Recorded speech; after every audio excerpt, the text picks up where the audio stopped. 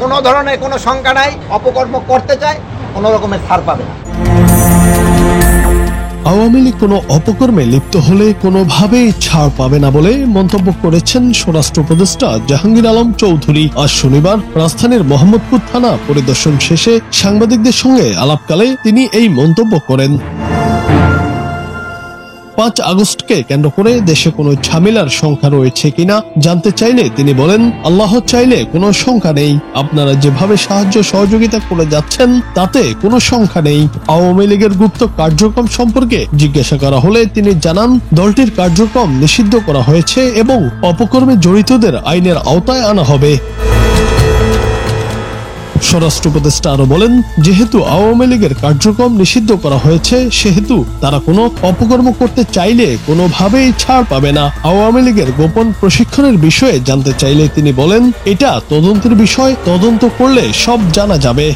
আপনারা দেখেন দেশের আইন শৃঙ্খলা পরিস্থিতি কন্ট্রোল করা কি কষ্ট, আপনাকেও কন্ট্রোল করা যায় না। আপনাকে থেকে আমি বললাম যে আপনারা 3 জন লোক দিয়ে দেন, 3টা ক্যামেরা দিয়ে দেন, আপনারা নিজেরা ডিসিশন নিতে পারলেন না। আমার কথাগুলি আপনারা টিভিতে প্রচার করেন।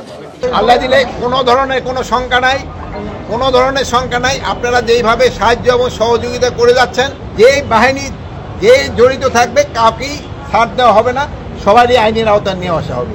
আর যেহেতু আপনারা বললেন যে তাদের কার্যক্রম নিষিদ্ধ করা হয়েছে এবং তারাও যদি কোনো রকমের অপকর্ম করতে চায় কোনো রকমের ছাড় পাবে না। তাদের পরিকল্পনা কি ছিল? তাদের যে একটা মিটিং করলো বা ট্রেনিং বা পরিকল্পনা কি ছিল এটা তো ইনভেস্টিগেশনের পরে যেন জানা যাবে।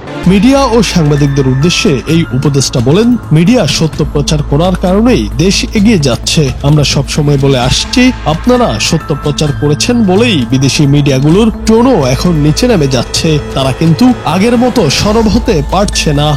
মিডিয়া কি সত্য প্রচার? এখন মিডিয়া সত্য প্রচার করার জন্যই কিন্তু এই পর্যন্ত আগায় গেছে। আপনারা সত্য প্রচার করাই কিন্তু আমাদের বাইরের মিডিয়াগুলি আছে, যে বিদেশি মিডিয়াগুলি কিন্তু তাদের টোন কিন্তু আস্তে আস্তে ডাউন হয়ে যাচ্ছে।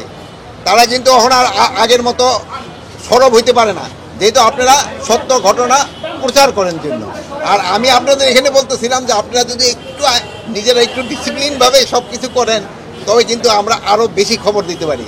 আগামী 5 আগস্ট গণ অভ্যুত্থানের সব পক্ষের উপস্থিতিতে জুলাই ঘোষণাপত্র জাতির সামনে উপস্থাপন করা হবে বলে জানিয়েছে অন্তর্বর্তী সরকার। শনিবার 2 আগস্ট দুপুরে প্রধান উপদেষ্টার প্রেস উইং থেকে পাঠানো এক বার্তায় এই তথ্য জানানো হয়।